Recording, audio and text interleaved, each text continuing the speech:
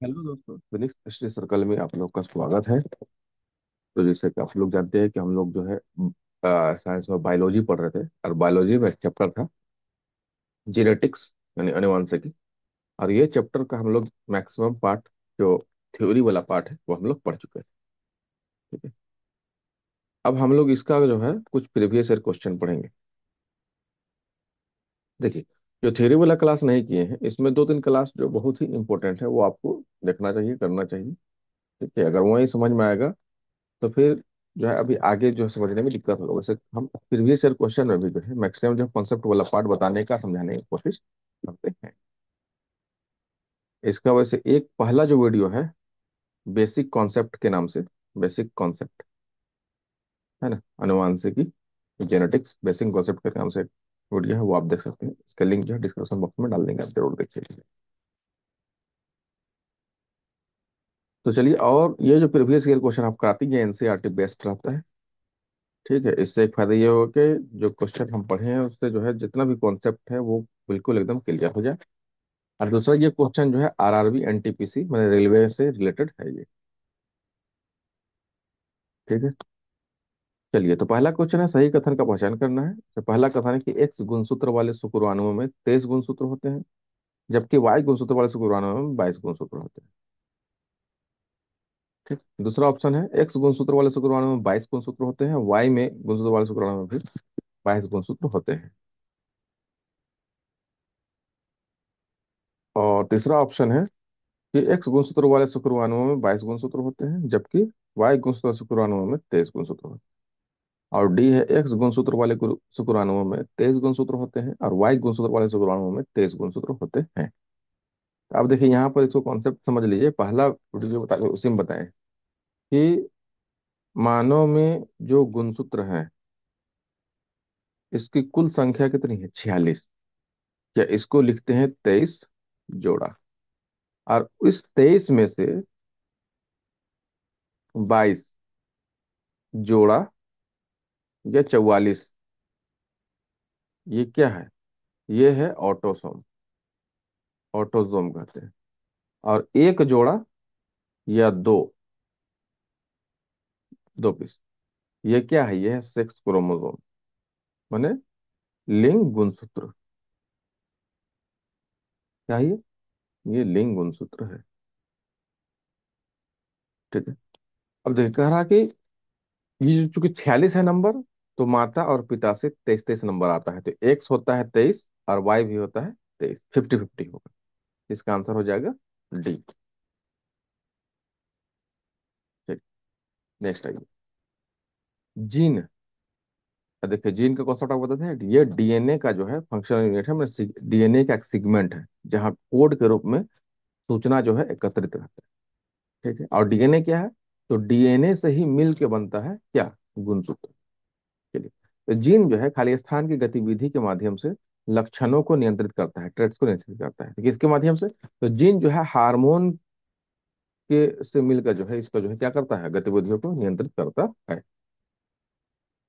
चलिए, अब यहाँ पर देखिए मेंडल से आगे क्वेश्चन देखिए। मेंडल में तीन नियम बताए थे, है ना। उसमें दो प्रयोग बताए थे, एक संकरीय क्रॉस और द्विसंकरीय क्रॉस, माने मोनोहाइब्रिड क्रॉस और डाइहाइब्रिड क्रॉस। उसी से तीन नियम इन्होंने निकाला था। उसी से क्वेश्चन है, जब मेंडल ने मटर के पौधे में दो लक्षणों की वंशागति का अध्ययन किया, तो उन्हें F2 पीढ़ी में पौधे के लिए क्या फेनोटाइपिक अनुपात मिला? चलिए, दो लक्षणों वाला जब किया था तो फेनोटाइपिक, अब यहाँ पर लक्षण बताए थे, फेनोटाइपिक है और फिर एक जीनोटाइपिक है। जो ये वीडियो नहीं देखे, मेंडल का नियम 1 और 2 करके जो है चैनल में है, आप उसको जाके जरूर देखिए। तो यहाँ पर जो है इसका जो F2 पीढ़ी में जो आया था दो लक्षणों वाला में, जो आया था पहला फिनोटाइपिक में, वो 9:3:3:1 आया था। ठीक है। उसमें द्विसंकरीय क्रॉस के में दो लक्षण लिया गया था, गोल और पीला। याद कीजिए। ठीक है, देखो, झुर्रीदार और झुर्रीदार और क्या था? रिंकल्ड और गोल था तो फ्लैट। ठीक है, ये लिया गया था उसमें। चलिए, उसका जो फिनोटाइपिक रेशियो आया था वो 9:3:3:1। और जीनोटाइप का देखिए रेशियो यहाँ पर इस तरह से दिया, 1:1:2, 4:1:1। जनरली फिनोटाइपिक क्वेश्चन पूछता है। चलिए, एक पीढ़ी से दूसरी पीढ़ी में वंशानुगत होने वाला अनुवांशिक पदार्थ कौन सा है? चलिए, बहुत इंपॉर्टेंट, तो यहाँ पर ये कौन हो जाएगा? ये डीएनए हो जाएगा। वो बताए थे अनुवांशिक पदार्थ। अब देखिए यहाँ पर फिर जो है मेंडल के नियम से ये क्वेश्चन आ गया कि एक लंबे पौधे टीटी और एक छोटे पौधे टीटी के बीच संकरण परिणाम स्वरूप उत्पन्न F1 संतति के सभी पौधों के लंबे होने के क्या कारण है? तो कारण पूछ रहा, सभी पौधे लंबे होंगे, इसका क्या कारण है? तो इसमें यह है कि जो आपका लंबा होगा तो ये वाला जो बड़ा टी वाला जो जीन है, ये क्या हो जाएगा? प्रभावी हो जाएगा छोटा टी वाले पे, जीन पे। ठीक है, यहाँ पर देखिए, क्योंकि पौधे की लंबाई टी या टी द्वारा नियंत्रित होती है। क्योंकि पौधे की लंबाई केवल टी द्वारा नहीं, केवल वाला कभी आंसर नहीं होगा केवल। क्योंकि पौधे की लंबाई टी और टी द्वारा नियंत्रित होती है, मतलब दोनों के द्वारा, क्योंकि पौधे की लंबाई केवल टी द्वारा नियंत्रित होती है। तो पौधे की लंबाई जो है ना, वो जो है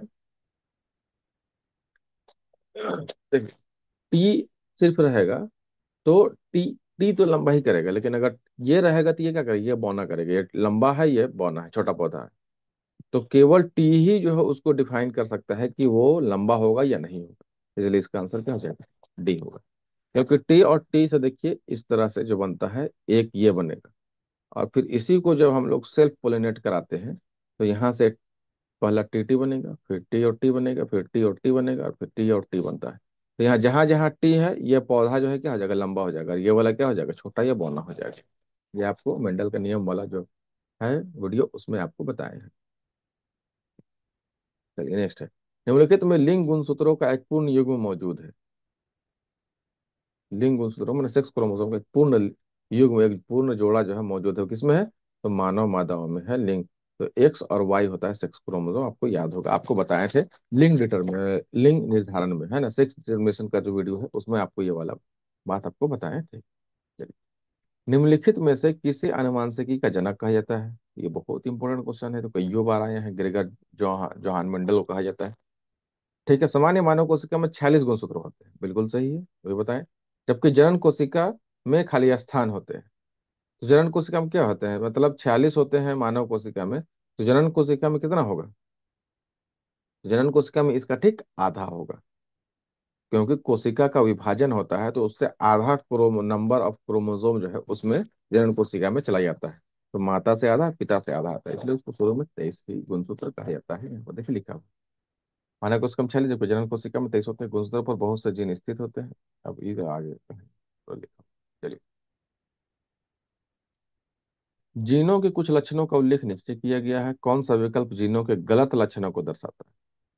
देखिए, जीन जो है ये प्रोटीन का उत्पादन करके लक्षणों को नियंत्रित करते हैं। ये जीन प्रोटीन का उत्पादन करते हैं। आगे भी, ये डीएनए के खंड है। ये भी सही है, ये सही है बिल्कुल। चलिए, ये तो कंफर्म है, डीएनए का खंड है, सेगमेंट ऑफ द डीएनए बताए थे आपको डीएनए वाले वीडियो में, चैप्टर में जो पढ़ा रहे थे। प्रत्येक जनन कोशिका में एक जीन सेट होता है, ये भी सही है। और इनमें कोई परिवर्तन नहीं होता है, ये बिल्कुल गलत है। इसमें परिवर्तन होता है, जीन में परिवर्तन होगा तभी तो उत्परिवर्तन का कॉन्सेप्ट आएगा, तब तो जैव विकास का कॉन्सेप्ट आएगा। तो इसका आंसर यहाँ पर ये हो जाएगा। अब देखिए, जीन जो है प्रोटीन के उत्पादन करते हैं। देखिए डीएनए वाले इसमें बताए थे, या बताए थे कि नहीं बताए, वहां पर डीएनए जो है जब कोशिका विभाजन होता है, डीएनए का फॉर्मेशन होने लगता है, तब बताया तो वहां दो प्रक्रिया होता है, ट्रांसलेशन और ट्रांसक्रिप्शन। तो ट्रांसलेशन का मतलब है कि डीएनए आरएनए में चेंज होता है, और ट्रांसलेशन का मतलब है कि आरएनए से जो है वो प्रोटीन का सिंथेसिस जो है शुरू होता है।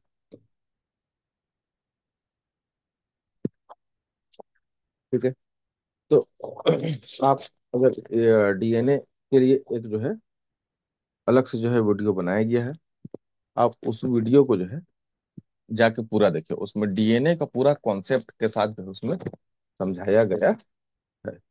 पूरा उसमें डिटेल से, आपको किसी भी तरह का कोई दिक्कत उसमें नहीं होगा। पूरा उम्मीद है एकदम डिटेल से आपको समझ में आ जाएगा। ठीक है, चलिए।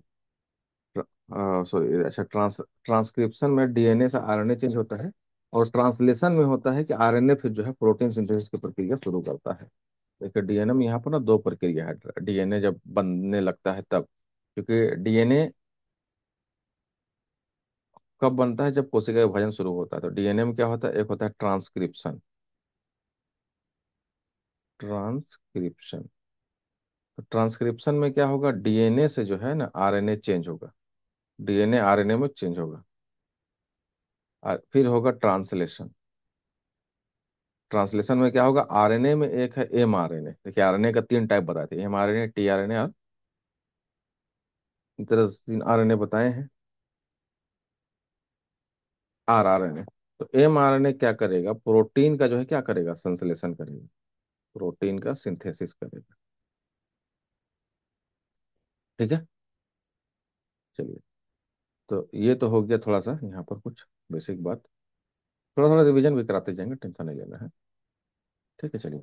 नेक्स्ट, व्यक्ति का लिंग निर्धारण होता है किसके द्वारा होता है, तो पुरुषों में मौजूद गुणसूत्रों के द्वारा, है ना। तो क्या है, शुक्राणु में मौजूद गुणसूत्रों के द्वारा। तो शुक्राणु जो है मानव में जो है, मादा मतलब मेल का स्पर्म है वहां पर मौजूद होता है, इसलिए उसी से जो है ये निर्धारित होगा। ठीक है। अच्छा, अब ये वाला जो क्वेश्चन है, ये चूंकि यहाँ पर इसका जो है सही से इसका पिक्चर जो है क्लियर नहीं आया है। ठीक है, ये एनसीईआरटी का बिल्कुल क्वेश्चन है। क्वेश्चन देखिए, निम्नलिखित चित्र एकल जीव की प्रजनन क्रिया और मामूली भिन्नताओं वाली एक संतति को दर्शाता है, इस अंतर का क्या कारण हो सकता है। तो इसका कारण हो सकता है डीएनए प्रतिरूपण में त्रुटि। मैंने डीएनए का जो कोडिंग है ना, उसमें थोड़ा सा क्या आ जाएगा, एरर आ गया। इसके वजह से ये पूरा मान के उसमें है ब्लू ब्लू दिया हुआ, लेकिन इसका जो ये नीचे वाला पार्ट है इसमें कलर डिस्कलर हो गया ये। और फिर यहाँ जो है निकला इसका इधर वाला पार्ट जो है डिस्कलर हुआ, देखिए यहाँ।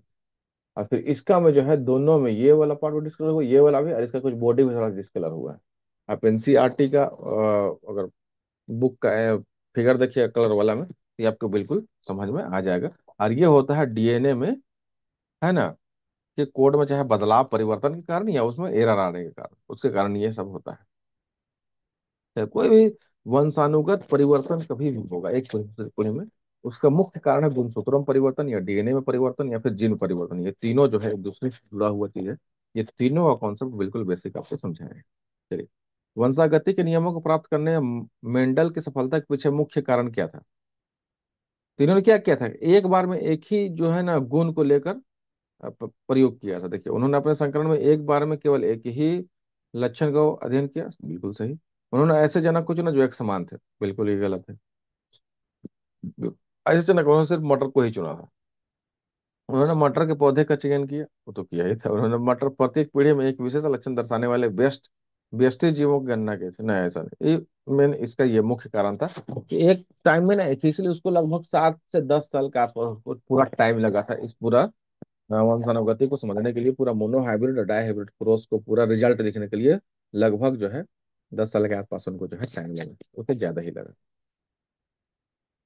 नेक्स्ट क्वेश्चन है, खाली स्थान लिंग निर्धारण के लिए उत्तरदायी होते हैं। देखिए, जन्म कोशिकाएं, ऑटोसोम, एलोसोम, प्लेioट्रॉपिक।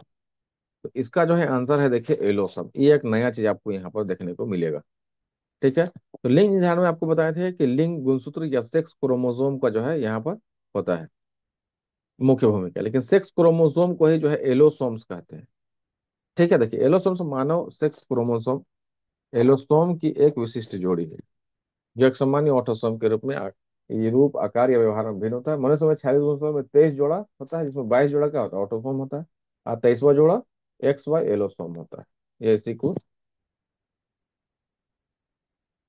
सेक्स क्रोमोसोम या अ, आपका लिंग गुणसूत्र कहते हैं। चलिए नेक्स्ट, मेंडल ने अपने प्रयोग में मटर के पौधे की निम्नलिखित में से किस विशेषता का उपयोग नहीं किया था। अब विशेषता यहाँ पर देखिए, वहां पर 7 विशेषता का बात किया गया है। ठीक है, जो आपको बताया गया था कि 7 विशेषता के साथ जो है मेंडल जो है क्या किए हैं, प्रयोग किए हैं। ठीक है। अब उसमें 7 विशेषता में यहाँ पर देखिए कि कौन सा विशेषता यहाँ पर उन्होंने नहीं किया था। देखिए, मटर के पौधे की लंबाई, तो पौधे का हाइट, का बीज का आकृति, इस पे भी बात हुआ था। पत्तों की आकृति या फूलों का रंग, तो कलर पे तो बात हुआ था, लेकिन आकृति पे जो है बात नहीं हुआ था। पत्तों की क्या आकृति होगी, इस पे कोई बात जो है यहाँ पर नहीं हुआ था। ठीक है। चलिए, ये देखिए यहाँ पर ये जो कलर, सॉरी, मटर में कौन सा विशेषता, अच्छा विशेषता की बात कर रहे थे। नहीं पाया जाता, तो ये पत्तों का आकृति नहीं पाया जाता। तो यहाँ असल में ये है कि ये 7 जो है विशेषता लिए थे, जिसमें बीज के लिए जो है ना, आकार और रंग का बात किए थे। आकार में जो था, बीज का आकार चिकना या झुर्रीदार कैसा होगा, और यहाँ पर ये पीला या हरा होगा। उसी तरीके से फिर फूल लिए थे, तो फूल में भी यहाँ पर वही फिर आकार और रंग का बात हुआ था। तो फूल का कैसा आकार होगा, फूल जो है वो एक मिनट, अच्छा, फूल का रंग और फूल का स्थिति लिया गया था। फूल का रंग और स्थिति, तो फूल का स्थिति अक्षय हो गया, टर्मिनल होगा, है ना। और फूल का रंग में बैगनी या सफेद होगा, इस तरह से। उसके बाद फली का रंग मतलब पोड, पोड का आकार और पोड का कलर, इस तरह से। और स्टेम का फिर लेंथ, ये जो है लिया गया। ठीक है। अब यहाँ पर देखने में कौन सा कथन सही है, यहाँ पर ये वाला क्वेश्चन देखिए। नेक्स्ट, कौन सा कथन है, प्रत्येक प्रोटीन के लिए एक विशिष्ट जीन होता है, सही है। प्रत्येक हार्मोन के लिए एक विशिष्ट हार्मोन प्रोटीन होता है। प्रत्येक प्रोटीन के लिए एक विशिष्ट आरएनए होता है। प्रत्येक हार्मोन के लिए एक विशिष्ट गुणसूत्र होता है। पहला वाला ही आंसर है। प्रत्येक प्रोटीन के लिए एक विशिष्ट क्या होता है, वो जीन होता है। ये आपको बताए थे प्रोटीन के लिए, ये बिल्कुल डेफिनेशन ही लिखा हुआ है। हाँ, प्रोटीन सिंथेसिस के लिए, उसके लिए जो है एक अलग से जो है एक फैक्टर है जिसको जीन कहा जाता है। ठीक है। चलिए, अब जो है थोड़ा सा हम लोग आगे बढ़ते हैं। कुछ कुछ क्वेश्चन ही हम यहाँ पे स्किप भी कर जाएंगे, ठीक है। जैसे यहाँ पर जो है देखिए, ये क्वेश्चन आपका कि एक संकरण विभिन्न विभिन्न संकरणों की विशेषताओं वाले दो पौधों का संयोजन होता है, एक संकर वाला। तो इसमें क्या होता है, इसमें दो पौधा होता है, ठीक है। दो विभिन्न संकरण का विशेषता वाला, ठीक है। तो दो पौधा को लिया जाता है, एक संकरण में क्या होता है, दो पौधों के लिए आता है, दोनों का जो है अलग अलग गुण को यहाँ पर फिट किया जाता है। मैंने एक संकरण में क्या बताया था, एक बौना लिए थे जब बना रहे थे उस टाइम, और एक को क्या लिए थे, एक लंबा लिए थे। ठीक है, तो दो अलग अलग पौधा का भिन्न भिन्न गुण वाला पौधा लिया जाता है। चलिए, यहाँ पर निम्नलिखित में से कौन सा कण संतान द्वारा किसी लक्षण के वंशानुगति को नियंत्रित करता है। तो कौन ऐसा मॉलिक्यूल पदार्थ है जो संतान में जो है उसके गुणों को जो है वंशानुगत नियंत्रण को नियंत्रित करेगा। तो कौन कह रहा है, केवल पैतृक डीएनए या केवल मातृ डीएनए, या प्रोटीन, या दोनों। तो यहाँ पर दोनों ही इसको करता है, पितरी और मातृ डीएनए दोनों मिल के जो है इसका जो है क्या करता है, नियंत्रित करता है। ठीक है। चलिए, अब हम लोग थोड़ा सा यहाँ पर ये शुरू करते हैं कुछ, ये वाला क्वेश्चन यहाँ से। तो गुणसूत्र किससे संबंधित है, तो यहाँ पर क्वेश्चन है, तो ये संबंधित है आनुवंशिक लक्षणों के संचरण से। ठीक है।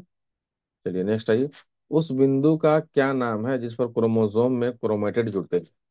अच्छा, उस बिंदु का नाम पूछ रहा, ठीक है। तो उसको सेंट्रोमियर कहते हैं। ठीक है। देखिए, शुरू में जो है क्रोमोसोम जो है कैसा आता है, क्रोमाइटीन के फॉर्म में, धागा की तरह। जब कोशिका विभाजन शुरू होता है तो ये पहले जो है क्या बनता है, क्रोमेटिड बनता है इस तरह से। ठीक है, ऐसे ऐसे ऐसे बन जाता है। और फिर ये दो क्रोमेटिड आपस में मिलता है यहाँ सेंटर से। तो इस तरह से यहाँ पर ये ऐसे मिल जाता है, ये ऐसे ऐसे यहाँ पर। तो ये जो बीच वाला पार्ट है, इसी को कह रहा है ये किससे जुड़ा होता है, तो जो जुड़ता है उस पॉइंट को क्या कहते हैं, इसको कहते हैं सेंट्रोमियर कहते हैं। ये क्रोमेटिड कहलाता है, ठीक है, ये क्रोमेटिड कहलाएगा। और दोनों मिल जाएगा तो क्या कहलाएगा, क्रोमोसोम कहलाएगा। चलिए, अब इसमें इसका तीन चार तरह है, एक मेटासेंट्रिक है, सब मेटासेंट्रिक है, एक्रोसेंट्रिक है, टेलोसेंट्रिक है। अब इसमें टेंशन नहीं लेना है, इसमें सिर्फ सेंट्रोमियर का स्थान के ऊपर, जैसे अभी जो बनाए हैं ये मेटासेंट्रिक है। सब सेंट्रिक होगा, थोड़ा सा आगे खिसक जाएगा, ये यहाँ पर होगा। और एक्रोसेंट्रिक एकदम अग्र बिंदु में होगा। टेलोसेंट्रिक बिल्कुल है, यहाँ टिप में जुड़ा होगा, इस तरह से जो है इससे उसे को से, सेंट्रोमियर के जो है स्थान से ही उसका जो है ये डिवीजन किया गया है। ठीक है। रिक्त स्थान सबसे उपयुक्त विकल्प भरें। यदि एक पौधे का समजीनी जीनोटाइप TTRR है, तो समलक्षणी फिनोटाइप क्या होगा। ठीक है, TTRR है। तो अब यहाँ पर एग्जाम्पल, ये तो क्वेश्चन थोड़ा सा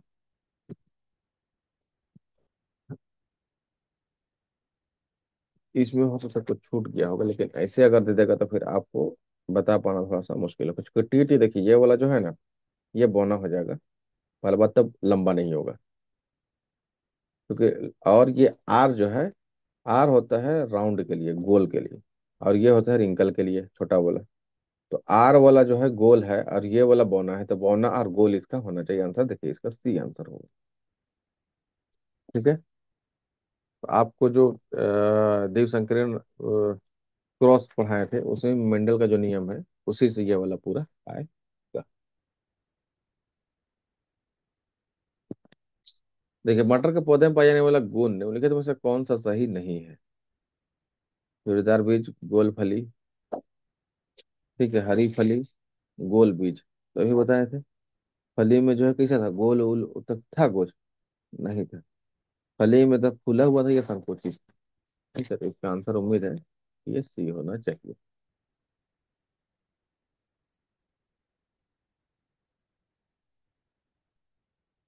ठीक है, तो इसमें झुर्रीदार बीज, बीज जो है झुर्रीदार तो है चिकना।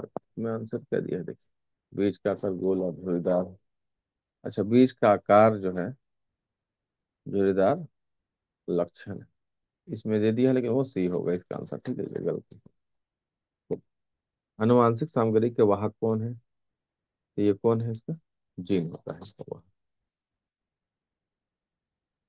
वनस्पति भागों या बीज के बजाय कोशिकाओं के माध्यम से नए पौधों को उगाना क्या कहा जाता है? अच्छा, वनस्पति के भाग या बीज के बजाय कोशिकाओं के माध्यम से, मैंने वनस्पति किसी अन्य पार्ट से, बीज के अलावा, जैसे टहनी काट देते हैं उसका, है ना, मैंने उसका शाखा को काट दिए, ठीक, और उसको एक नया पौधा के रूप में उसको डेवलप कर दें, तो इसको कहते हैं टिश्यू कल्चर। ठीक है, क्या कहते हैं इसको? टिश्यू कल्चर कहते हैं। 1902 में देखिए हॉलैंड कोशिका के पूर्ण सफलता के कल्पना दी थी, टिश्यू कल्चर। एक नवजात बालिका की कोशिकाओं में गुणसूत्र का कौन सा संयोजन होता है, बालिका का? तो 44 गुणसूत्र रहेगा, और दोनों जो है एक्स एक्स, क्योंकि बालिका है इसलिए यही रहेगा। ठीक है, 44 रहेगा नंबर में, 44 होता तो 46 हो जाएगा। और यही बात जो बालक पूछता, तो बालक में 44 होता है ये, और ये होता है एक्स वाई होता है। चलिए, निम्नलिखित में से कौन सा कथन सत्य है? अब यहाँ पर है, टिड्डों तथा कुछ अन्य कीटों के नरों में सिर्फ 4 लिंग या गुणसूत्र होते हैं। तो ये तो थोड़ा फैक्चुअल क्वेश्चन हो गया। इसका आंसर देखिए, ये दिया है, देख लीजिए, ये द्विगुणित जीव इनमें लिंग अलग अलग होते हैं, कि द्विगुणित कोशिका में गुणसूत्रों का एक विशेष जोड़ा होता है जो लिंग का निर्धारण करता है, इन्हें हम लिंग गुणसूत्र कहते हैं। तो ये सही है, फैक्चुअल है, उसको याद रखने का। बच्चे का लिंग कैसे निर्धारित होता है? तो माता पिता के ये गुणसूत्र से होता है।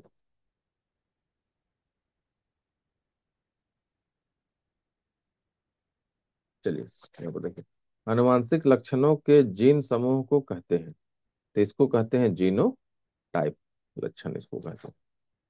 ठीक है, जीन का समूह है, जीनो टाइप कहेंगे। और फिनोटाइप कहते हैं जो फिजिकल जो दृश्य है, जो भौतिक रूप से लक्षणों का दृश्य रूप जो है, वो फिनोटाइप कहलाता है। आनुवांशिक जो प्रदर्शित होता है बाहर से।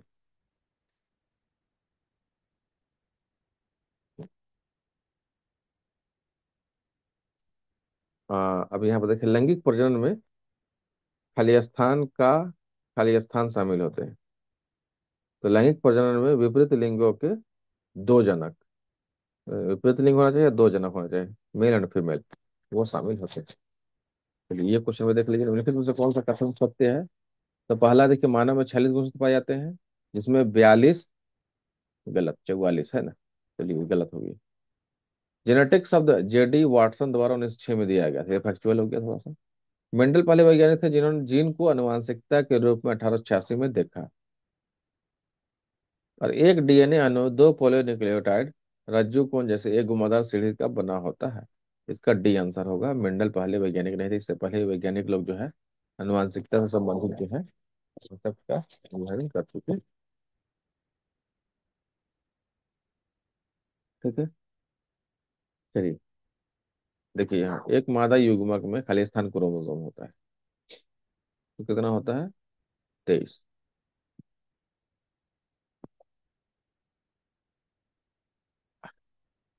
चलिए, मानव में अनिश्चित अंडे में होते हैं, अनिश्चित अंडे में, तो अनिश्चित अंडे में जो है एक्स क्रोमोसोम ही होगा, ठीक है। चलिए, अब नेक्स्ट हम लोग देखते हैं। चलिए देखिए, तो पुरुष शुक्राणु गुणसूत्रों की संख्या कितनी होती है? तो पुरुष शुक्राणु गुणसूत्रों की संख्या कितनी होगी? शुक्राणु मूल का जो शुक्राणु होगा 23 होगा, ठीक है। मानव शुक्राणु में कितने गुणसूत्र मौजूद होते हैं? तो मानव गुणसूत्र में, मानव शुक्राणु में कितने होते हैं? मतलब वही सेम क्वेश्चन हो गया दोनों, ठीक है। चलिए, मानव शरीर की कोशिकाओं में खाली स्थान पाए जाते हैं, तो 23 जोड़े जो है गुणसूत्र पाए जाते हैं, ठीक है। किस प्रकार का पुनर्जनन अधिक विविधता ला सकता है? पुनर्जनन, रिजनरेशन, विविधता ला सकता है। तो बीजांड द्वारा जनन, लैंगिक जनन, पुनर्जनन या मुकुलन, तो ये लैंगिक जनन, लैंगिक जनन से ज्यादा विविधता आ सकता है, जिस तरह से मानव और जानवर किस तरह करते हैं जनन। पीढ़ी F1 दिखाई देने वाला लक्षण क्या कहलाता है? दिखाई देने वाला लक्षण क्या कहलाता है? वो कहलाता है फेनोटाइप। अब यहाँ पर इसको क्या कहेंगे? बी, प्रबलता। जब तो परस्पर विरोधी शुद्ध आनुवंशिक लक्षण वाले पौधे के बीच संकरण कराया जाता है, तो प्रथम पीढ़ी संतानों में केवल प्रभावी, अच्छा, प्रबलता लक्षण का प्रदर्शन होता है, तो इसका बी आंसर, प्रभावी यहाँ पर इफेक्टिव होगा, ठीक है। चलिए, नेक्स्ट क्वेश्चन है, निम्नलिखित में ने वंशानुक्रम के नियमों को प्रतिपादित किया था? किसने किया? ग्रेगर मेंडल ने किया। चलिए, यहाँ पर आधुनिक आनुवांशिकी का जनक किसे कहा जाता है? तो ये किसे कहा जाएगा? ये मेंडल को ही कहा जाएगा। खाली स्थान प्रयोग हमें गुणों की विरासत को एक पीढ़ी दूसरे से अगली पीढ़ी में ले जाने के लिए तंत्र प्रदान करता है। कौन करते हैं प्रयोग? किसका प्रयोग? तो ये मेंडल का प्रयोग था, जिन्होंने हमें बताया कि हाँ, एक पीढ़ी दूसरी पीढ़ी में गुण, जो विरासत जो है गुणों का, जो वंशानुक्रम वो जो है क्या हो रहा है? संचरित हो रहा है। आनुवांशिकता के नियम किसने प्रस्तावित किए हैं? तो ये किसने किए हैं? ग्रेगर जोहान मेंडल ने। खालिस्तान ने सजीव वस्तुओं में लक्षणों के आनुवंशिकता के सिद्धांतों का प्रतिपादन में योगदान दिया है, तो ये मेंडल ने दिया है। वंशागति नियम की खोज किसने की? तो ये मेंडल ने किया। ये एक ही तरह का क्वेश्चन, इसका एक ही आंसर है, अलग अलग तरीके से कैसे पूछा गया है ये आप ध्यान दीजिए, ठीक है। इनमें से किसी आधुनिक अनुवांशिकी के जनक, फादर ऑफ मॉडर्न जेनेटिक्स, सब में जो है ना मेंडल का ही नाम आएगा। मनुष्य जाति के एक पुरुष को उसके एक्स क्रोमोसोम उसके खाली स्थान से प्राप्त होते हैं, तो एक्स क्रोमोसोम किससे प्राप्त है मनुष्य जाति में? या उसके माता या पिता दोनों से हो सकते हैं, कहें कि दोनों के पास ये होता है।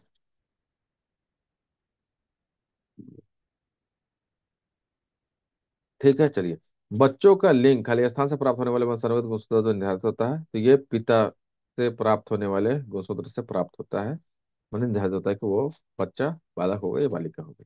प्रजातियों में खाली स्थान जीवित रहने का लाभ प्रदान कर सकता है, अथवा केवल आनुवंशिक क्रम में योगदान प्रदान कर सकता है। तो परिवर्तन है,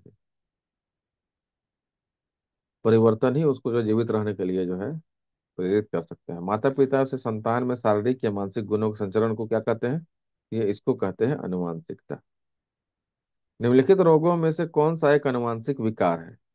तो थैलेसीमिया आपको बताए थे, ये आनुवंशिक, एनीमिया, कैंसर, रौदी, ये सब जो है बाकी नॉन, गैर आनुवंशिक है। मानव में नर युग्मक निम्न में से कौन से गुणसूत्र का वाहक होता है? नर युग्मक, तो ये एक्स या वाई दोनों का होता है, ठीक है।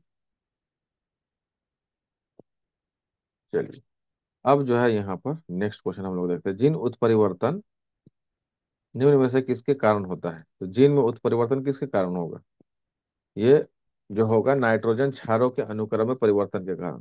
अब डीएनए वाला याद कीजिए, डीएनए बताया था कि पॉलीन्यूक्लियोटाइड होता है, और न्यूक्लियोटाइड जो होता है वो तीन चीज से बना होता है, नाइट्रोजिनस बेस से, शर्करा से और फॉस्फेट से, ठीक है। तो नाइट्रोजिनस बेस में चार कोड बताए थे डीएनए का, एडेनिन, गुआनिन, थायमिन और साइटोसिन, और यही कोडिंग में जो है उसका जो है आनुवांशिक गुण जो है स्टोर रहता है, और इसी का अनुक्रम में जो है परिवर्तन आ जाता है, जिसके कारण नाइट्रोजनीय क्षार में अनुक्रम में परिवर्तन आ गया, और फिर उसमें जो है क्या होगा? जीन उत्परिवर्तन होगा। और इसी का गुण को जानने के लिए जो कर अनुक्रम है, इसको जानने के लिए जो तैयार किया गया उसको मानव जीनोम कहते हैं, ताकि इनके क्रम को जो है समझा जा सके उसके लिए। डाई हाइब्रिड प्रोजेक्ट, ये द्विसंकरिया नस्ल का बात है। डायब्रोड क्रॉस में विपर्यासी लक्षणों की खालिस्तान जोड़ी पाई जाती है, पर ये पर्यासी लक्षण से उत्पन्न जोड़े स्वतंत्र रूप से व्यवहार करते हैं, एक जोड़ा स्वतंत्र रूप से वर्गीकरण करता है। तो दो जोड़ी पाई जाती है इसमें, ठीक है। बाकी डायहाइब्रिड वाला में जो वीडियो है मेंडल का नियम में पार्ट 2, उसमें आप जाके अच्छे से समझ सकते हैं। उत्परिवर्तन या म्यूटेशन अनुवांशिक नहीं होता है, दैहिक नहीं होता, ठीक है। विलोपन, परिविष्टि, प्रतिलिपिकरण हिंदी में भी कुछ, लेकिन दैहिक नहीं होता। दैहिक मतलब बॉडी से रिलेटेड नहीं होता है, बाहर वाला नहीं होता है, वो बिल्कुल सब चीज अंदर का है। यदि मनुष्यों में गुणसूत्रों की संख्या 46 है, तो मनुष्यों के दैहिक कोशिकाओं में कितने गुणसूत्र विद्यमान हो, ठीक है। अगर गुणसूत्र 46 है तो सब जगह फिर 46 ही होगा, थोड़ा कम हो जाएगा। वह गुण जो F1 पीढ़ी में प्रभाव रखता है और स्पष्ट रूप से देखा जा सकता है, वह क्या है? तो वह प्रभावी है, यहाँ पर फिर प्रबल लिख दिया, ठीक है। तो ये कुछ प्रीवियस ईयर क्वेश्चन था जेनेटिक्स से संबंधित। उम्मीद करते हैं क्वेश्चन आपको अच्छा लगा होगा, और अच्छा लग रहा है तो वीडियो को लाइक कीजिए, शेयर कीजिए, और चैनल में नए हैं तो चैनल को सब्सक्राइब कीजिए। Thank you.